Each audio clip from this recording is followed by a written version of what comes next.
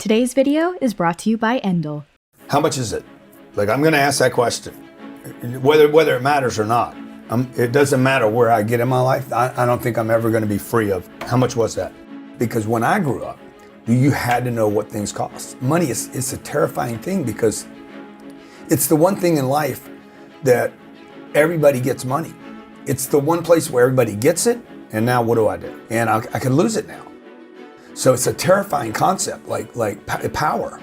You know, very few of us ever get any kind of influence or power, right? Once you get it, you're like, hey, what do I do with this? Am I going to do the right things with it? And so I think people withhold themselves because we're not educated about money. We don't know where it comes from. We have a lot of misinformation about it.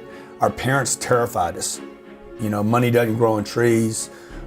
Save your money, it'll save you. All these things our parents told us because they were enamored or encumbered with the same kind of liabilities around money. Right. I don't know how to get it. I don't know how to keep it. The worst part that we're all at is I don't know how to invest it. Some people get good at getting it. Very few, actually. Fewer people at keeping it. My dad died when I was 10. So he paid all his debt off, had everything paid. And so that's all I had, right? Everybody around me was like, get money, keep it, don't use it, you know, but you should invest. But nobody ever learns that third one. And so I think we're just a bunch of people walking around terrified of this apparency of it's scarce, and it's not. And you know, it's not, there's nothing scarce about it. This is what I did for 25 years, from 25 to 51 years old. Spent my most valuable asset, time, to get money, terrified every second of every day. That's really what's driven me the whole time, was terror. When you don't know, you're gonna be scared. So I'm going out to get money. I won't spend any of it because I'm terrified if I can't, I don't know how to get more. I'm worried I can't keep getting more. So then I'd get the money and then I'd rush off and spend my most valuable asset, time, again, to bring it to the bank. Still today, man, it's tough for me to buy blue jeans if they're not on sale. I'm like, this is stupid, man. Like, why? I'm just gonna wait. Right. You know? So you know what I'm saying? But it's really stupid that I even worry about it. Right. And I'm not saying on the come up, I think you should worry about it. Right. But there needs to be where you can turn that switch off.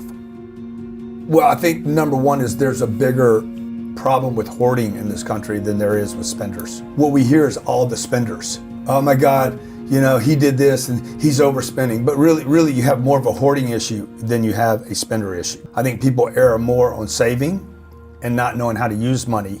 So what the advice I would give people is like, I would just assume that everything you know about money is incorrect, so that you can actually have a clean board to operate from. Because if you go out right now and try to stack new information, financial literacy on top of, you know, a toxic foundation, it's all going to get all.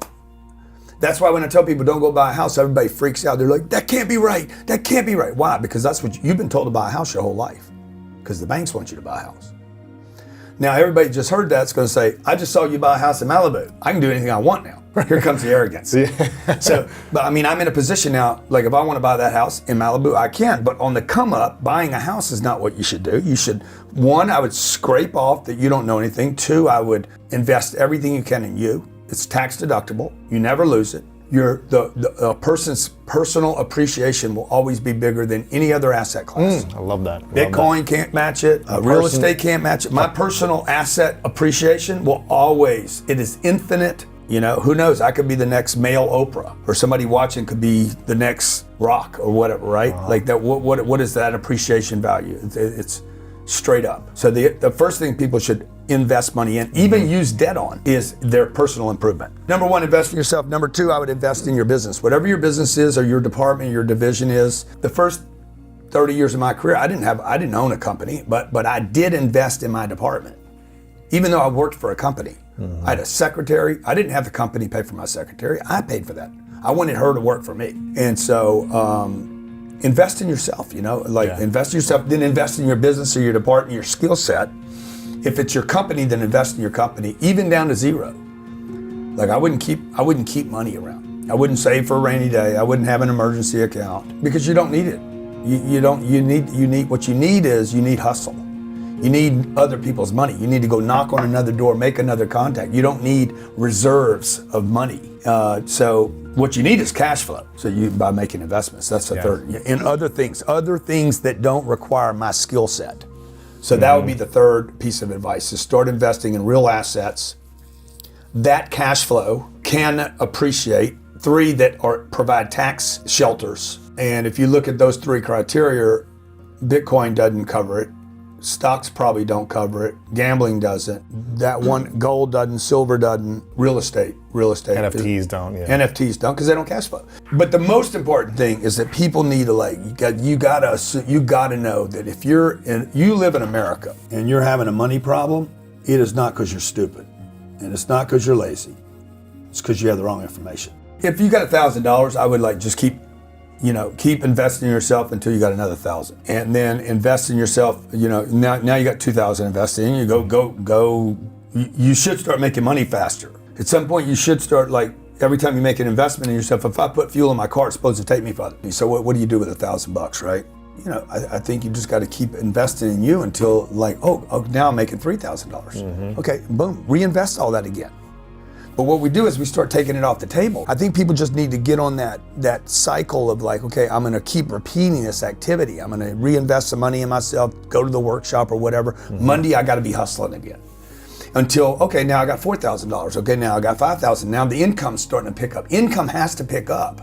The income should be an indication that whatever you're learning is helping you. That's interesting. I started studying, hey, what do all these successful people have in common? Whether it was the mattress dealer, the car dealer, the furniture dealer, or Elon Musk, they spend money, man. They spend money. They spend a lot of money. And they don't worry about money the way I was worried about it. They used money, they used it. They didn't save it. They didn't hoard money.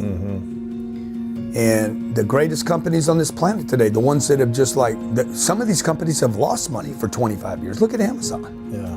Reinvest. So when I quit studying individuals and started studying people, everything shifted for me. When I quit trying to be when I quit worrying about what Bob was doing or Pete or whoever, and started saying, hey man, what is this big company doing? Because that also relieved me of being competitive with this guy, Pete, and started saying, okay, I'm gonna go do what Coca-Cola does. Some days, it's hard to find a way to reach relaxation after a stressful day. Your mind is filled with tasks from the day, overthinking about a project deadline, or it just feels like you can't catch a break. This makes it hard to achieve a work-life balance that is desperately needed to make sure you stay in your best mental state. That's why I use Endel. Endel is an environment-based nonprofit app that takes everything we know about sound and combines it with cutting-edge technology. The result is real-time, personalized soundscapes designed to help you relax, focus, and sleep. Endel is informed by science, created with science, and backed by science. It helps me relax after a long day, gets me a restful sleep, and helps me boost my focus for when I really need it. Endel is AI-powered, follows your own circadian rhythm, and is backed by neuroscience. And right now, the first 100 people to download Endel from the link in the description will get a free week of audio experiences.